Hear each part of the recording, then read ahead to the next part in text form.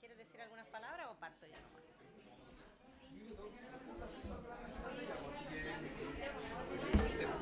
Ya. Hola, hola a todos, buenas tardes. Buenas tardes, gracias a los que vinieron a este pequeño diálogo que hemos montado aquí en este lugar maravilloso, que lo descubrí hace no mucho. Y cuando vine me encantó porque justo mezcla las pasiones que una tiene, po. Los libros, ¿no es cierto? La literatura, la cultura y la comida. Así que un lugar perfecto y además un invitado perfecto que tengo aquí a mi lado, que es Ignacio Medina. Ignacio Medina ha viajado especialmente desde Lima a Viña del Mar, especialmente, a dialogar conmigo. Ha aceptado generosamente la invitación a venir a dialogar aquí en Viña del Mar, inédito. ¿Habías venido a Viña del Mar antes? Sí. ¿A hacer alguna presentación? No. Ah, ya, ¿ve? Inédito. Ignacio Medina en Viña del Mar, por eso tiene aquí sus fans, ¿no es cierto? Fans. Y bueno, vamos a dialogar entonces. Lo he invitado a Ignacio a que una cosa que hace tiempo queríamos hacer, que era que yo quería que Ignacio hiciera, que era que pudiese reflexionar un poco conmigo en torno a alguno de los temas de Pensar Comer. Entonces esta no es una presentación de Pensar Comer, porque ya lo hemos presentado harto, sino la idea es que en torno a los temas del libro, a los giros que yo intento dar, a las conexiones que intentamos hacer en este libro que corporaliza una década de estudios sobre filosofía y alimentación, podamos a partir de eso establecer una conversación desde lo que es más bien tu especialidad. Y ahora te presento un poco más formalmente. Ignacio Medina se describe a sí mismo como periodista culinario o gastronómico, pero en realidad es escritor. Es, como decía hoy día en un pequeño video, un intelectual de la gastronomía. Yo creo que esta etiqueta profesionales como de periodista o crítico de restaurantes, que también te describes así a veces, te quedan pequeñas. Yo te considero un verdadero intelectual de la gastronomía y de todo lo que tiene que ver con la gastronomía y con la alimentación. Un sabio también, maestro mío en muchos sentidos. Así que imagínense qué honor para mí estar conversando hoy día con Ignacio, que claro, reside en Lima, pero es, no voy a decir originariamente, porque ya tus orígenes están mezclados, me has dicho, de España, pero que tenemos también aquí muy cerquita en Latinoamérica. Muchas gracias, Ignacio, por estar aquí. Gracias a ti por traerme, por obligarme a venir. Exacto. Por forzarme. Un poquito. Ya. Bien, ¿qué hacemos? ¿Hablamos del libro? Sí, me gustaría que primero nos compartas, a mí también, porque yo estoy expectante, tu impresión general del libro, qué opinas, para ver si desde ahí vamos agarrando una conversación. Bien, pensar y comer y pensar. Hace 40 años que algunos nos dedicamos a eso, a intentar pensar sobre lo que comemos y pensar en todo lo que rodea lo que comemos. Y por primera vez hay un libro que lo afronta desde un punto de vista filosófico, además, que era poco frecuente. La filosofía y la cocina y la comida no han estado reñidas, pero han estado maltratadas, o no han tenido nunca una buena relación. Para los pensadores, la cocina era una disciplina fútil, una disciplina liviana, una disciplina intrascendental. Para los que estamos del otro lado de esta historia, la cocina es todo. La cocina es una disciplina capaz de entrar o penetrar en todos los terrenos del pensamiento y del trabajo, de la obra. Yo me presento como periodista culinario, no me gusta el término gastronómico, me parece que es un término elitista y que tiene un sentido que no me gusta personalmente. Pero en realidad hay más gente que se dedica a lo mismo que yo, no es lo habitual, pero ha habido una ventana, se ha producido a lo largo de la historia una ventana en el mundo de la gastronomía, ha habido una democratización de la cocina, una actividad absolutamente de élite, lo que se refiere a restaurantes, que de repente nos ha dejado entrar a la pequeña burguesía, a la mediana burguesía, nos ha dejado penetrar y hemos empezado a plantearnos algunas cosas, ¿no? Algunas cosas que nos llevan a la reflexión, porque al final la cocina lo es todo. Tenemos que pensar en la cocina, pero tenemos que pensar en la cocina porque la cocina es una disciplina transversal, no es una ciencia, para nada, desde ningún caso y desde ninguna perspectiva. Hay filósofos que planteaban los sentidos primarios y secundarios en función de la subjetividad o la objetividad del sentido, ¿no? La cocina, la gastronomía, como quieran llamarle, es una disciplina subjetiva, depende de las emociones. Hay algo de científico en ella, en el conocimiento básico de algunos elementos, pero es subjetiva. Lo que a mí me gusta no tiene por qué gustarle a nadie más y no puedo obligar a nadie a que le guste. Yo hace 40 años que hago crítica de restaurantes, 41, y nunca le he dicho a nadie cómo tiene que comer. Le he dicho a la gente cómo me gusta comer a mí. Y luego hay quien está de acuerdo con eso y me lee, y hay quien no está de acuerdo con eso, piensa que soy imbécil y deja de leerme. Y está en su derecho, ¿no? Pero sí, es hora de empezar a pensar a torno a la comida. Me ha fascinado la primera parte del libro, sobre todo.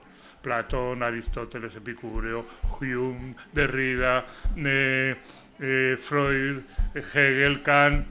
Encontrar ese Platón que sería el soporte filosófico del plan quinquenal de la vieja Unión Soviética, regulando lo que tiene que comer todo el mundo, regulando la falta de placer en lo que se hace, en lo que se come, en lo que se vive, me parece fascinante, ¿no? Al final la historia del mundo es una historia cíclica que va dando vueltas una detrás de otra, ¿no?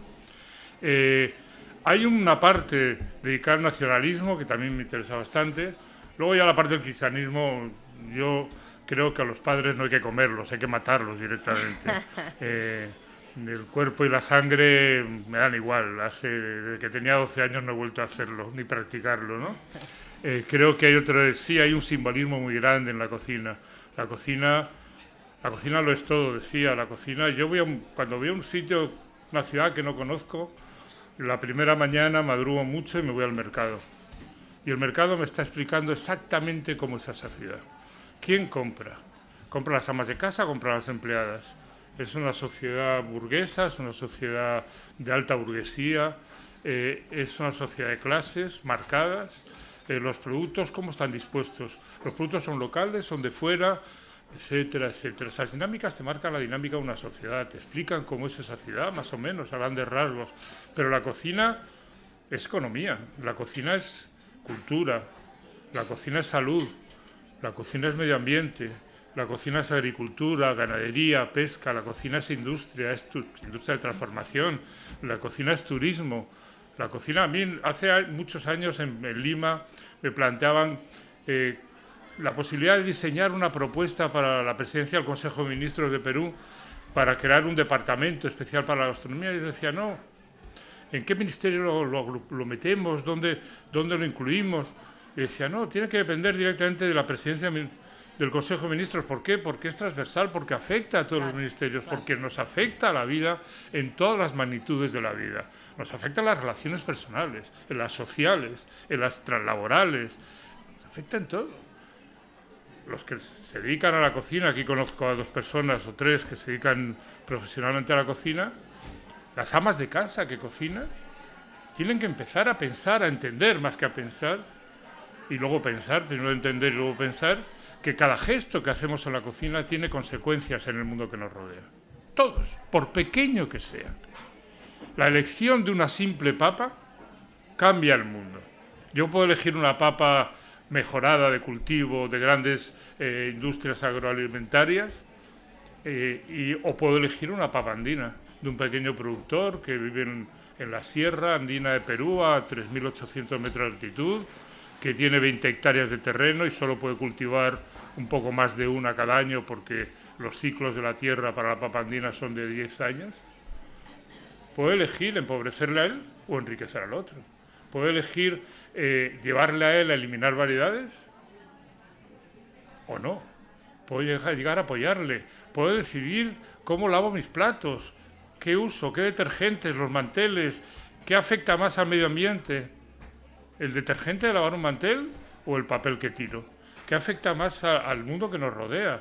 ¿Cómo cambiamos el mundo a través de la comida? Hay muchas cosas que se esbozan de alguna manera en este libro y muchas cosas que debemos empezar a plantearnos alrededor de la comida, cuando comemos, cuando la disfrutamos. Todo tiene un origen. Hay muchos gestos en la comida que están relacionados con la religión, por ejemplo. Y nunca pensamos en ello, ¿no? Yo vengo de España, soy peruano también, pero vengo de España, y España tuvo 6 siglos y medio de dominio árabe de la mayoría de la península, mayor parte de la península, más siglos de presencia judía y un siglo y medio más de presencia árabe ya cada vez menor, menguada. Los árabes, las culturas árabes y judías prohibían el consumo de la sangre de los animales, que era un mecanismo que venía sobre todo del tema del cerdo para eliminar la competencia. El cerdo que venía de China llegó a Europa, al Mediterráneo, a los países del norte de África y de Asia, luego musulmana, llegó a través de la ruta de la seda, que era una ruta de intercambio de comercio y también de ideas. Por ahí llegaron los productos agrarios y por ahí llegó el cerdo, que venía de China. Y el cerdo se encontró en un medio hostil. Necesitaba mucho alimento para transformar necesitaba como 20 kilos de comida para conseguir 1 kilo de carne. Era competencia con la alimentación humana. ¿Qué hacemos? Lo prohibimos. Y de paso ya prohibimos otras cosas.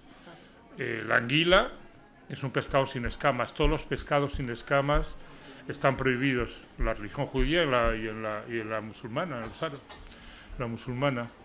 De tal suerte que cuando la guerra de Irán contra Irak, Irán paralizó la comisión de sacerdotes de Qom, que estaba intentando declarar impuro el esturión porque no tenía escamas, y al final encontraron, para subvencionar la guerra, unas escamas milimétricas en algún sitio del cuerpo para justificar la existencia del esturión, porque si no lo iban a exterminar. Bien, en España, hasta hace 20 años, los pescados azules, los grandes, que tienen mucha sangre, se cortaban en trozos y se metían en agua. Y se dejaban en agua. Y nadie sabía por qué, porque la sangre de los animales está prohibida. Y las anguilas no se comían. Y la marisma del Guadalquivir seguramente es el primer centro productor de anguilas del mundo occidental. Y sin embargo, la anguila era la serpiente que pisa todas las imágenes de la Virgen que hay en España, porque representa algo impuro, un pescado sin escamas. Claro. No sabemos de dónde nos vienen los gestos, pero los reproducimos instintivamente. Nuestra cultura está marcada por las religiones. Yo hace unos años estuve en China y pasé por Xi'an, como todos los turistas, y en Xi'an me voy al barrio musulmán, hay un barrio musulmán con 700.000 habitantes, con una mezquita que parecía una pagoda del siglo XV, increíble, impresionante, una muralla anchísima, 17 metros de ancho y 30 de altura, y fui a almorzar aquí hay un restaurante árabe en la Plaza Mayor, perfecto, Plaza de Armas, vamos. Va a comer usted un pan desmigado con caldo, verduras y cordero. Venía un cuenco con un panácimo que se desmigaba y se lo llevaban, le echaban caldo, el pan se empapaba, crecía y luego le ponían un guiso de cordero con verduras encima dentro del caldo. Eso en España se llama gazpacho manchego. Hecho más trabajado, de otra forma, pero es lo mismo. ¿Qué sucede? Que la ruta de la seda, de alguna manera, también ha marcado los hábitos culinarios en todo el trayecto, en todo el recorrido. Toda la cultura del trigo en China viene por ahí, ¿no? Las culturas árabes. Sí. Bien, la religión, la cocina, el pensamiento, todo está ligado. Y por eso es tan fascinante esto, ¿no? Yo llegué por accidente hace 41 años y enseguida decidí que me quedaba aquí. Oye, bueno, gracias por esas palabras, ese comentario. Yo quiero develarles a ustedes los momentos del libro y de la investigación mía que empecé a hacer hace harto tiempo, que están influidos por Ignacio, por las conversaciones que hemos tenido, por las polémicas que hemos hablado, porque como él dice, no le interesa decirle a la gente lo que tiene que comer, ni que la gente esté de acuerdo, ¿no? Sino expresar o vehiculizar un pensamiento crítico sobre lo que se come. Entonces, Ignacio, hay al menos 2 cosas que fuertemente yo tomé de conversaciones contigo. La primera es una idea, o la idea general, que yo creo que es totalmente verdadera, de que las cocinas son más ricas donde mayor intercambio cultural hay. Y esto me lleva a mí a una tesis filosófica que formalicé de la siguiente manera, ¿no? La cocina es un fenómeno de traspaso de fronteras. También porque comer es un fenómeno donde se traspasa la gran frontera del cuerpo, que es la boca, y el alimento entonces pasa desde el exterior de ser ajeno a ser parte de mí. Entonces, ¿qué mayor paso fronterizo, intercambio entre el afuera y el adentro que comer, ¿ya? Pero la cocina también, la cocina también, y esto recuerdo que lo hemos conversado, y Ignacio siempre me planteaba el caso histórico paradigmático, no muy feliz en todo caso, pero paradigmático, que cambió las cocinas europeas para siempre, que es en los procesos de colonización. Cómo las colonizaciones, los distintos procesos de colonización que se generaron desde Europa, enriquecieron, sin duda, las cocinas europeas. Aparecieron productos nuevos, aparecieron técnicas nuevas y, por supuesto, también transformaron las cocinas de los territorios colonizados. Pero independientemente cuál es nuestro juicio de valor sobre esto, que puede ser muy complejo, es notar cómo la cocina se transforma con ese intercambio. Entonces, esa es una primera cosa que me surgió a mí como idea filosófica y traté de trabajar más en profundidad en nuestras conversaciones. Te planteo las dos y tú las comentas. Y la segunda está en la tercera parte del libro, casi al final, que es un capítulo dedicado a la comunidad, a la relación entre comer juntos y ser en común, que para mi gusto es una relación esencial, muy estrecha. O sea, yo pienso, y esta también es parte de las tesis del libro, que el origen, por decirlo así, o la protoforma de la comunidad proviene de un intercambio alimentario que se da sobre todo en este objeto cotidiano, pero también con gran potencial simbólico, que llamamos mesa, ¿no? Qué manera de usar la mesa de manera simbólica. La utilizamos siempre muy simbólicamente, pero es un objeto cotidiano, entre otros, que tiene esta función de juntarnos. Así que los que se sentaron juntos en una misma mesa sin venir juntos, fantásticos. Están cumpliendo, performando lo que significa generar comunidad desde el compartir alimentos. Entonces, en ese capítulo yo llego al final, ya en un momento muy aplicado, porque los filósofos siempre somos muy abstractos, pero bueno, a veces hay que bajar, al caso que conocí también a través de un libro tuyo que se llama Mamá, no quiero ser Gastón, sí, que es del 2014, me parece.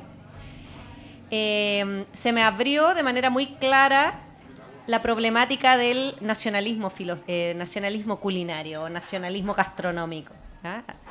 Yo entiendo que la palabra gastronomía está como cargada elitistamente, porque cuando decimos gastronómico parece que siempre pensamos en restaurante, pero gastronomía es una palabra griega que dice, que nombra las leyes, las normas de la digestión. Entonces, bueno, ahí bueno, pero también la define el diccionario como el arte del buen comer, y ahí entramos en conflictos. Bueno, ¿quién decide cuál Exacto. es el comer bueno? Comer bien. No, claro, es en la medida en que es una ciencia normativa la gastronomía, y así nace también, eso es conflictivo. Pero bueno, el punto es que a partir de este libro que se llama Mamá, yo no quiero ser Gastón, que está referido a Gastón Acurio, que es un cocinero peruano, a mí también se me abre la posibilidad de explorar lo que podríamos llamar nacionalismo culinario, nacionalismo gastronómico, que es el fenómeno que ocurre cada vez que nosotros hablamos de cocina chilena, o cocina peruana, o cocina italiana. Es decir, que le ponemos un predicado nacional a la cocina. Que si uno lo pone en relación con la tesis anterior, que la cocina es un fenómeno de traspaso de fronteras, y esto también incluye las fronteras geopolíticas, entonces inevitablemente se genera una crítica, ¿no?, a toda posibilidad de nacionalismo gastronómico. Bueno, yo también se me vino esta idea de entrevistar muchas veces a Gastón Acurio en varias situaciones, cuando yo era periodista culinaria, que también lo fui. Y cuando daba entrevistas. Y cuando él daba entrevistas, lo agarré justo.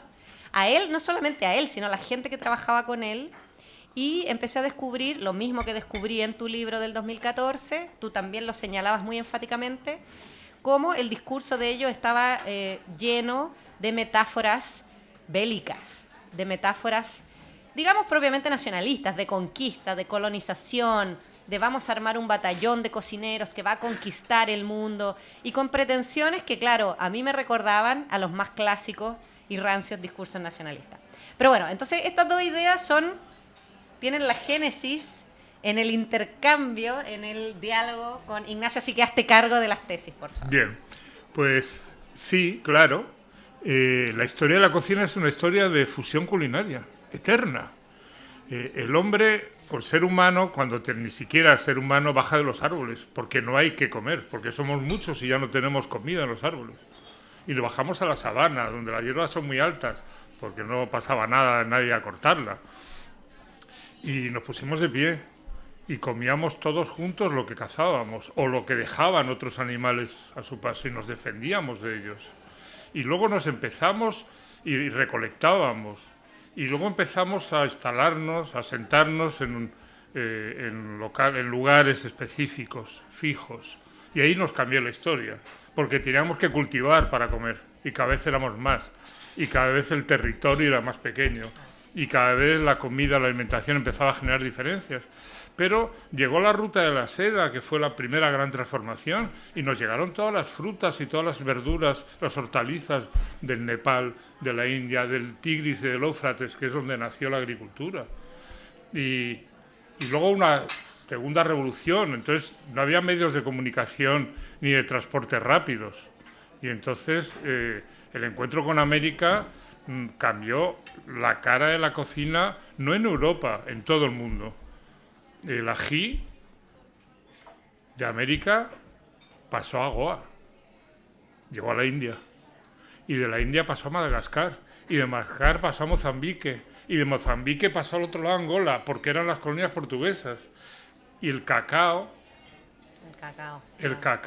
que es un producto de lujo desde el siglo XVI hasta el XIX, resulta que en 1820 en Suiza aparece un señor que se llama Suchard y luego aparece un señor que se llama Tobler y otro que se llama Nestlé y crean la conchadora, inventan la leche en polvo y abaratan el chocolate, lo convierten en un producto de alcance medio y las colonias deciden plantar cacao en Asia y en África, que está mucho más cerca que América.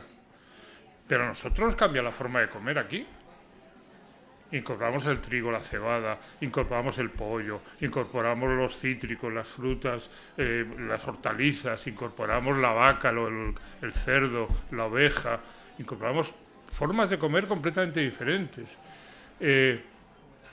¿Es bueno? ¿Era malo? Es inevitable, porque antes o después eso iba a suceder. Como la viruela, antes o después iba a suceder. Aquí en el sur de Chile no sucedió hasta 1900 poco, que los misioneros bajaron hasta la final de la Patagonia y acabaron con la gripe, con todas las comunidades étnicas que hay allí, y los que sobrevivieron los llevaron a los zoológicos de comunidades indígenas a Europa. Tardó 4 siglos más, pero sucedió. Al final es inevitable. Pero a lo largo del tiempo esa fusión se ha ido acelerando. Y ya hoy hay restaurantes que les ponen cláusulas de confidencialidad a su equipo de practicantes porque a veces tienen recetas en las que están trabajando y aparecen en un restaurante a 15.000 kilómetros como si fuera suya. Al final las comunicaciones han cambiado completamente. Yo puedo conocer el mundo dándole una tecla en mi computadora. Saber lo que pasa, saber quién es saber lo que piensa, lo que hace, lo que dice, saber cómo cocina este señor, saber cómo piensan los demás que cocina, etc. Y eso nos lleva también al discurso del nacionalismo. Yo me quedo en Perú, yo viajo a Perú la primera vez hace como unos 16 años, 17 años, y al final me quedo en Perú, empiezo a trabajar allí inmediatamente, y me quedo en Perú porque hay un fenómeno que está sucediendo, que es la cocina social, etcétera. Pero esa cocina social, ese concepto social de la cocina, de defensa del productor, de puesta en valor del trabajo, de la cocina como disciplina capaz de cambiar el mundo, o por lo menos estimular el crecimiento social de las clases menos favorecidas, digámoslo así, es un fenómeno nuevo, de hace 20 años, no es un fenómeno que existía antes. Y me parece muy interesante y decido quedarme. Eso está ligado al nacionalismo. Y claro, es chocante. Y al final influye. ¿Por qué? Porque el nacionalismo es un sentimiento burgués. Es una idea, no es un sentimiento ni siquiera, es una idea impuesta. Es una idea marcada a fuego en la sociedad. Tenemos que ser nacionalistas. ¿Por qué? Porque eso mantiene vivos nuestros privilegios a costa de los demás o con el apoyo de los demás. Con los que menos tienen que perder son los que nos van a apoyar a ser nacionalistas. Pero creo que la cocina o todos necesitamos un vínculo de permanencia, un vínculo vital, ¿no?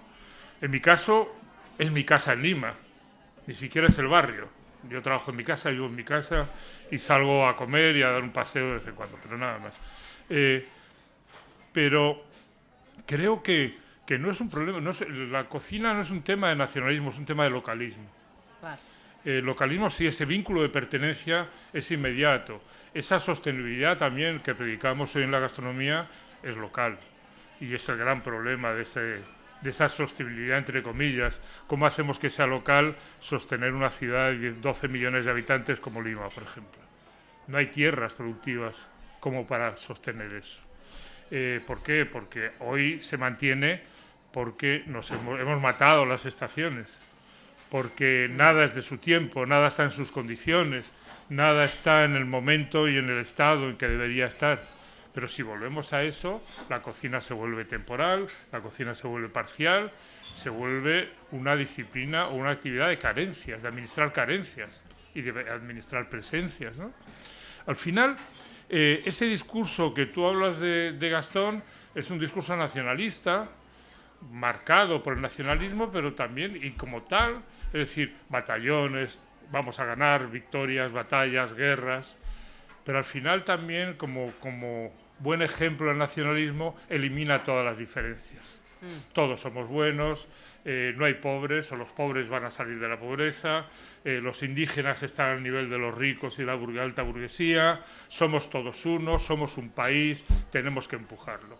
Y al final vivimos en países que avanzan y siguen avanzando siempre a costa del trabajo de los que menos tienen, del esfuerzo, del trabajo, de la fuerza, ¿no? Claro, al final ese discurso ha servido más para sostener un emprendimiento gigante que en algún momento fue el de Acurio, ¿no es cierto? Ha servido más quizás para sostener eso o para generar todo el rubro de lo que nosotros llamamos el turismo, los servicios, como para apuntalar, por lo tanto, una actividad económica o un rubro económico que mantiene relaciones de explotación o al menos relaciones de desigualdad brutal en su interior. Sí, vivimos en un proceso de transformación social en todo el mundo. El primer mundo y el segundo mundo están cambiando su estructura de clases y están cambiando sus roles, ¿no? Son ya mundos desindustrializados, son mundos en los que la clase obrera desaparece, en los que la poca clase obrera que va quedando se siente avergonzada por primera vez en la historia de ser clase obrera, en la que todos queremos ser burguesía, tenemos que ser clase media, y conseguimos ser clase media, sobre todo el modelo está en Europa ahora mismo, pero viene para acá, gracias a la devaluación de la clase media, la pérdida de poder adquisitivo, el empobrecimiento de la clase media, hace que haya una asimilación de la clase obrera a la clase media, pero empobreciendo. Nunca en la historia, en los últimos 200 años, hemos tenido brechas sociales tan marcadas, tan acusadas y tan crecientes como las que tenemos ahora. Argentina está hablando de un 60% de la población en situación de pobreza. Perú tenemos un 49% de la población en riesgo de pobreza extrema. Es decir, estamos hablando de realidades de las que hace 20, 30 años pensábamos que las estábamos superando y sin embargo las hemos acentuado. No, el mundo está cambiando y esos discursos cada vez son más peligrosos y porque cada vez tienen más audiencia. Claro. Esos discursos del nacionalismo, sí. Del orgullo, de sentirse pobre pero originario de una tierra, ¿no? Claro. Yo pertenezco a dos tierras completamente diferentes y no me siento identificado con ninguna. Tengo 2 pasaportes, 2 carnets de identidad, pero me dan absolutamente igual porque nunca me ha puesto nervioso ninguna bandera, nunca me ha emocionado una bandera. Y eso es algo que desde el punto de vista es muy sorprendente en la sociedad actual, que la gente se emocione tanto por una bandera que no sea la de tu equipo de fútbol, claro, o la de tu barrio. Oye, en esa misma línea quiero hacerte más preguntas, porque te vamos a sacar el jugo aquí, explotarte de buena manera. Este mismo fenómeno, o sea, bueno, esto esto sitúa la cuestión de la cocina y de la gastronomía ya ahora a nivel de restauración, de restaurantes, de negocio gastronómico, en una relación bien estrecha con la política. Cuando hablamos de nacionalismo, cuando hablamos de sociedad de clase, cuando hablamos de lo que tú estás hablando, que es la pérdida de conciencia de clase, por decirlo así, de la clase obrera, del aburguesamiento general sin plata, ¿no? Un aburguesamiento precario también de la población, donde los restaurantes son un actor importante, ¿no? Entonces, hablemos un poco de eso, porque, claro, hay también hoy día un boom que empezó en esta época, ¿no es cierto?, que nosotros, donde nos conocimos, en Perú, donde había este boom de la gastronomía social, que todavía de alguna manera quiere mantenerse, ¿no? Pero claro, ¿cómo se ha desarrollado esta gastronomía social, como yo la veo? Implica que los cocineros se juntan y en el fondo llevan a cabo obras solidarias, ¿no? Obras de caridad, que obviamente son muy útiles, la solidaridad siempre es muy útil, pero donde no se hacen cargo para nada como de un problema estructural, ¿no?, que hay de fondo.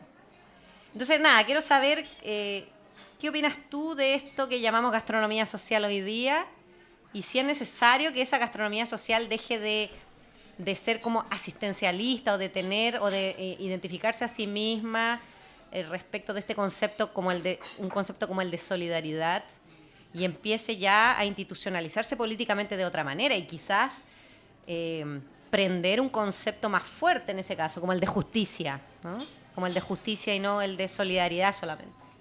Bueno, a mí siempre la figura de la Madre Teresa de Calcuta me ha puesto un poco nervioso, ¿no? Sobre todo por los adeptos y por lo que significa desde mi punto de vista. Yo trabajo en responsabilidad social, trabajo en programas de desarrollo y cuando yo pongo en marcha un proyecto de 5, 6, 7, 8 años, no tratamos de resolverle la vida a nadie, no tratamos de salvarle la vida a nadie, tratamos de darle las herramientas y los instrumentos necesarios para que ellos mismos se la cambien. Es decir, ir de misioneros no es una historia de nuestro siglo, aunque en estos momentos, y aquí en Chile tenéis una de esas historias, ahora en marcha, está muy en boga. Creo que hay un lavado de imagen a través de la gastronomía social, a través de las obras sociales vinculadas a la gastronomía, porque son inconsecuentes. En realidad, Perú lanzó el mensaje del productor como emblema de la cocina, como el productor como personaje protagonista del movimiento culinario, pero en Perú solo hay 2 restaurantes que compren directamente, o 3 que compren directamente a productores. Uno son los restaurantes de Gastón Acurio, que sí que lo cumple a rajatabla, y 2 más. Y se acabó. Y se acabó, y el resto compran en el mercado lo que venga, en las condiciones que venga. Y procuran, si compran a un productor, procuran pagarle lo menos posible. En teoría, el comprar a un productor es darle además un precio justo, etcétera, etcétera. Aquí tenéis una cosa que se llama además gastronomía social, ¿no? Ha llegado el movimiento aquí. El movimiento llegó, pero resulta que no llegó cuando la revuelta social, cuando había mucha hambre. Llegó después, cuando la pandemia, pues cuando vendía, cuando vestía, cuando daba imagen, cuando creaba nuevas Teresas de Calcuta. En el compromiso social no sucedía. En el compromiso con el día a día, con la gente no sucedía. ¿Por qué? Porque había intereses cruzados. La gastronomía, entendida así, es una disciplina de élite. Siempre lo ha sido. Pilar Sabarín, que citas en tu libro, es el mayor ejemplo de esa gastronomía de élite. Un tipo misógino, un tipo no superficial hasta decir basta. Yo tenía una experiencia una mañana cazando en no sé dónde y eso ya se convierte en una verdad absoluta de la historia, etcétera, etcétera, etcétera, sin bases científicas, aunque fueran de aquella época, improvisada. Pero tanto que dejó su libro anónimo, La fisiología del gusto, porque le daba vergüenza que lo identificaran con una labor como la cocina y que pensaran que iba a hablar frivolidades. Claro, porque al final la cocina, porque no tenemos memoria, hasta hace 30 años, la cocina era cosa de pobres. El cocinero era un personaje que no existía. De pobres y de mujeres. Claro, y ahora pero la élite es la que comía en los restaurantes, pero el cocinero no existía como tal.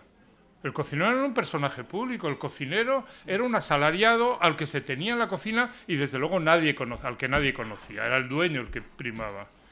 Y hubo una transformación.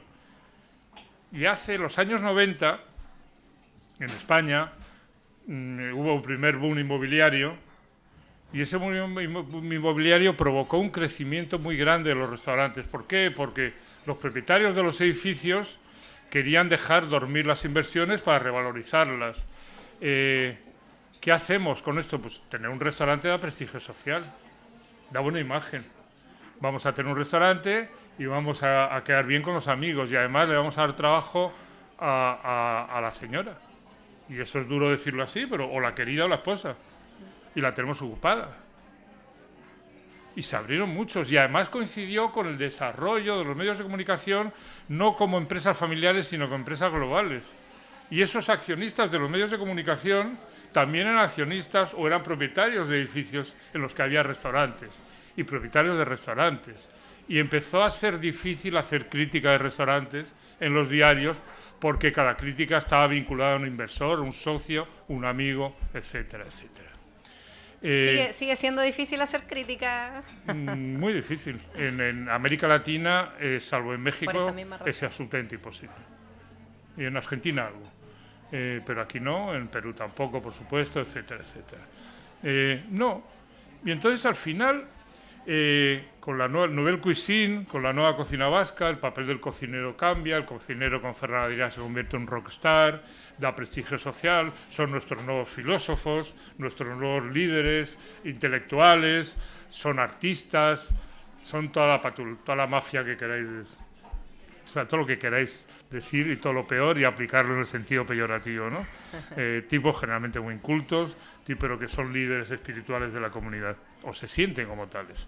Bien, ahora el cocinero vende, el cocinero crea imagen y el cocinero también crea barrio. Estamos en el proceso, en Santiago, por ejemplo, en el que ya hay restaurantes de barrio. Y ese restaurante de barrio tiene una connotación, un sentido completamente diferente. Ya es de asistencia, es de cercanía, ya es de vecindad, ya es algo cotidiano, es el panadero, es el tendero, el de la bodeguita, es el que vas habitualmente, ¿no?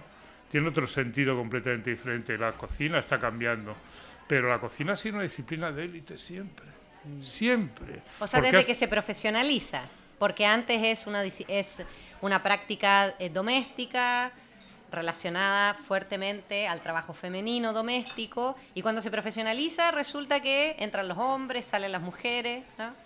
Pero idealizamos eso también. Sí. Hasta la Revolución Francesa, muy poca gente comía caliente. Muy poca gente. Todas las tierras, todo lo que volaba, nadaba o corría por las tierras, los mares y los ríos, era propiedad de los dueños de la tierra, que eran la oligarquía, o sea, la nobleza y los frailes, los curas. Y si te cazabas uno de esos animales, te colgaban de un árbol. Es decir, hasta América, Europa comía gachas, comía trigo, panes de trigo, si tenían plata, si no tenían de centeno, si no eran de cebada, si no gachas de alveja. No había carne en las comidas. Los cocineros trabajaban para los grandes señores y cobraban en especies. Se llevaban lo que no comían los ricos. Los ricos comían los lomos y las piernas. Los cocineros se llevaban las pezuñas, se llevaban los rabos, la cabeza, los interiores y las vendían en el mercado. Y por eso todas las cocinas populares de Europa se nutren de los mondongos, claro, del rabo, de la lengua, de los sesos. Pero eso era comida de élite, de burguesía. La pobreza era tremenda. Yo he vivido una España de los años, nací en el 55, los años 60, donde los pueblos de Castilla, gran parte de la población tenía bocio. Una especie de glándula que se inflamaba aquí, que iban colgando, de la alimentación deficitaria. Claro.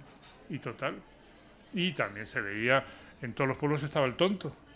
Había un déficit alimentario. Sí. Y a los 10 primeros años de vida, que es cuando desarrollas la capacidad intelectual, ese déficit alimentario se traducía en un déficit de crecimiento cognitivo generalizado en mucha gente. Claro.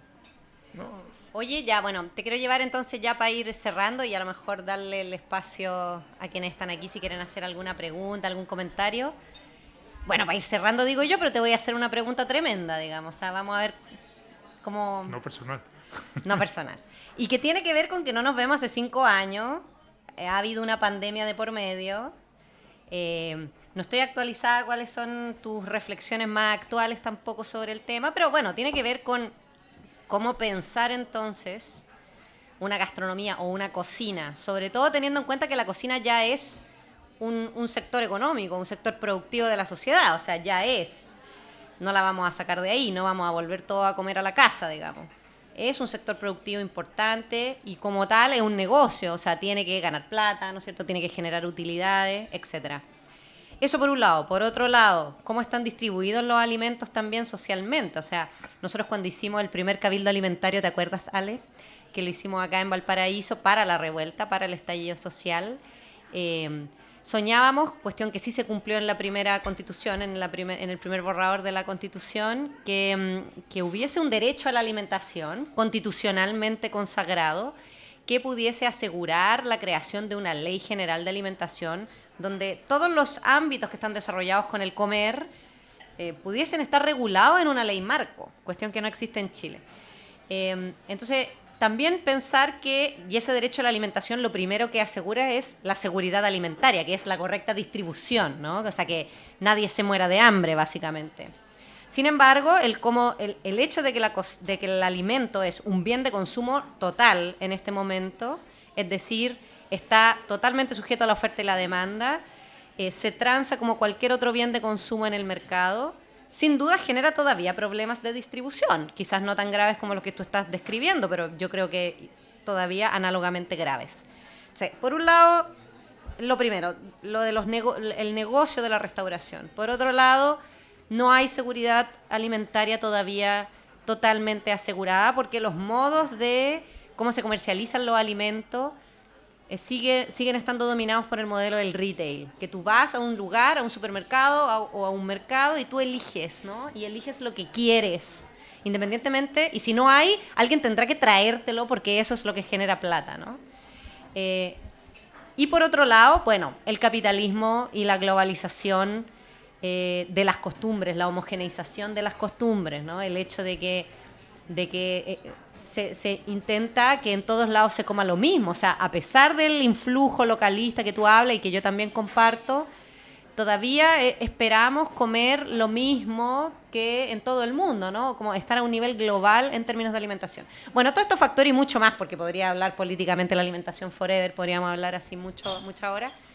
Pero entonces, ¿cómo pensar una cocina genuinamente social, que no sea para vestir madres de Teresa de Calcuta, genuinamente preocupada de estos problemas que todavía se generan a nivel alimentario y que pasan más desapercibidos porque, claro, ya no somos esa Europa del siglo XVII, ¿no? O sea...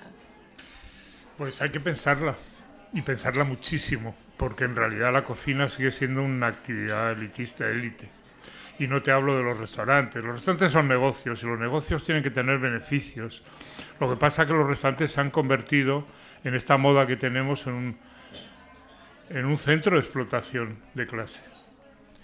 Los empleados de los restaurantes cobran sueldo mínimo, viven a duras penas. Aquí en Chile, en Santiago, en la factura te ponen a lápiz, te añaden el 10% al lápiz y te hacen la suma total y luego te ponen su propina es mi comida. Es un negocio de explotación.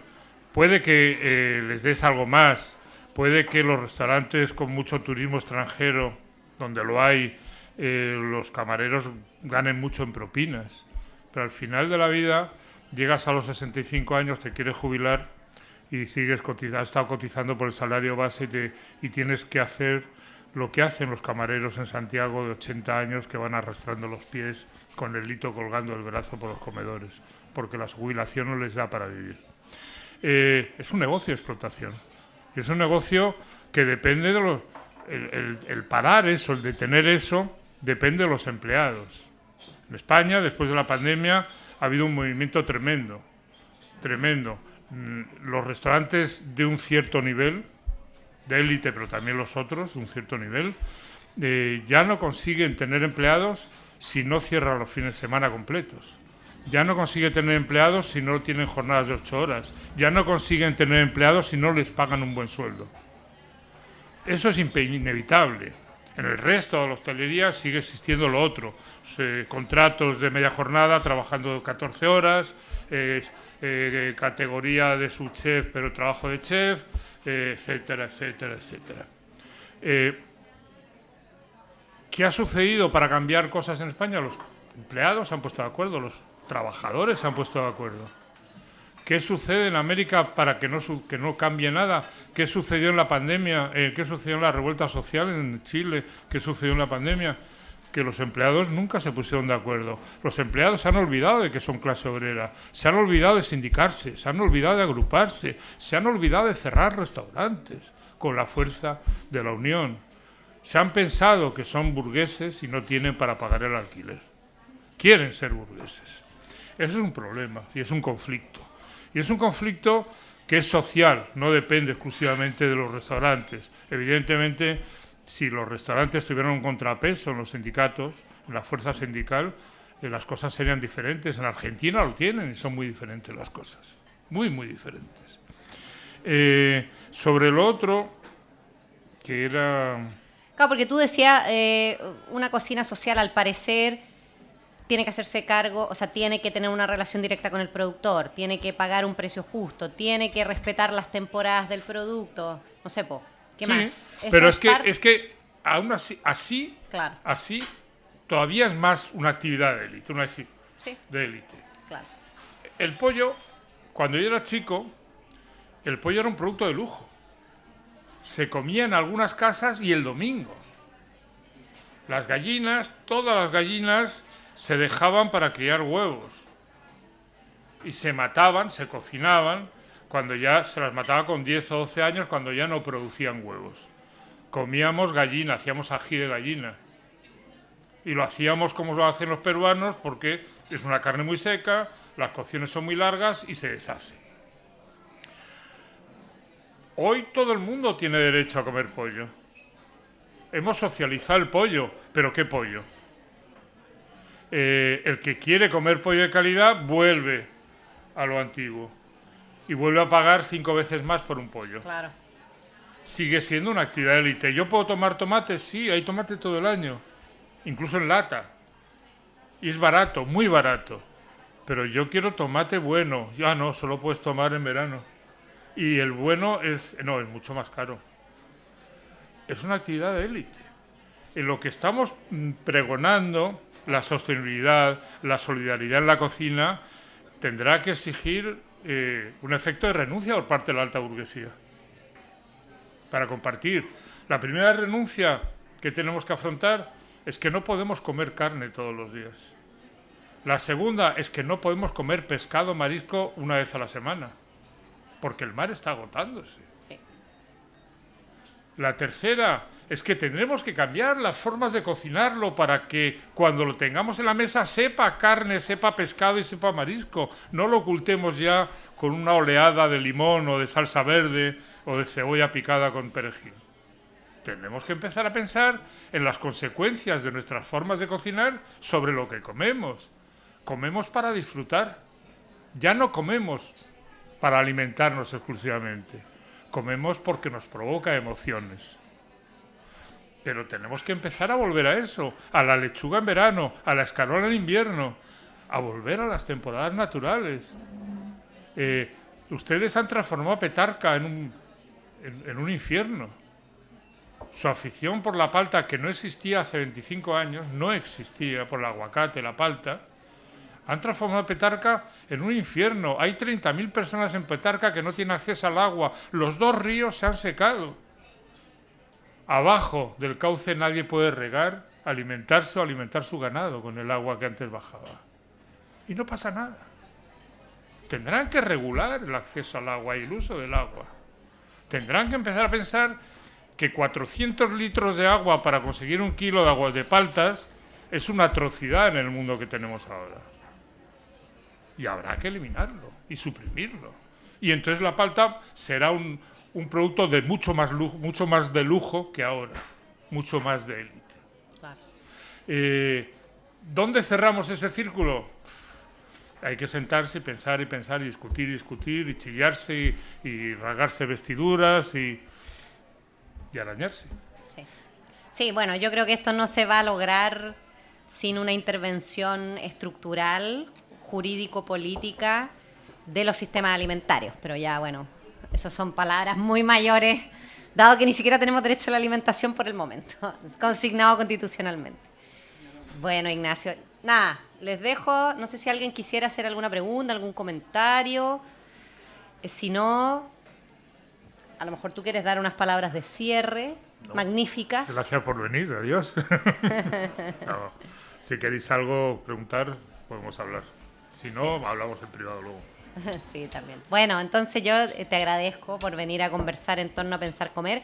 Todas las cosas que conversamos ahora último no son temas del libro de manera inmediata, ¿no? De manera explícita, pero está todo conectado. Siguiente, ¿no? Está todo siguiente, conectado. ¿no? Eso esperamos, sí. Lo que pasa es que, bueno, solo soy una cabeza y muchos proyectos, pero claro, esperamos. Me encantaría poder escribir un libro ya de política alimentaria mucho más situado en los temas que estamos hablando ahora último, ¿no? O sea, eso sería uno de los proyectos que vienen. Pero tengo muchos más. Me encantaría escribir una filosofía de la caca, por ejemplo. Ya, bien. Porque Me parece un buen argumento. Eso sí que no sé. Acabaremos comiéndonos. Bueno, capaz que acabemos comiéndola así.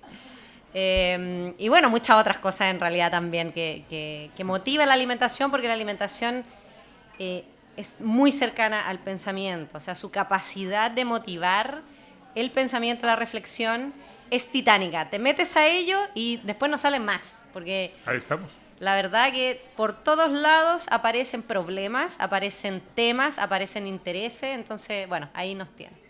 Sí, es una sociedad cambiante además, y entre los actores también hay cambios. Se convierten cada vez en más élite, Exacto. cada vez en más distantes, más diferentes, más ajenos a lo que les rodea. Sí. Bueno, así que te agradezco a los que vinieron, los que estaban aquí accidentalmente, gracias igual por la escucha. Agradezco a Abbas, que está aquí a mi lado, que es quien nos facilitó el espacio, que además es un espacio que tiene una vocación cultural, local, comunitaria, así que nos viene perfecto. Y además con comida muy rica y café muy bueno. Así que nada, muchas gracias. Fantástico. Lo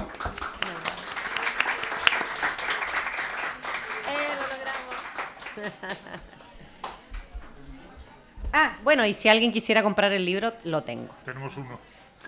No, tengo más. Tengo más.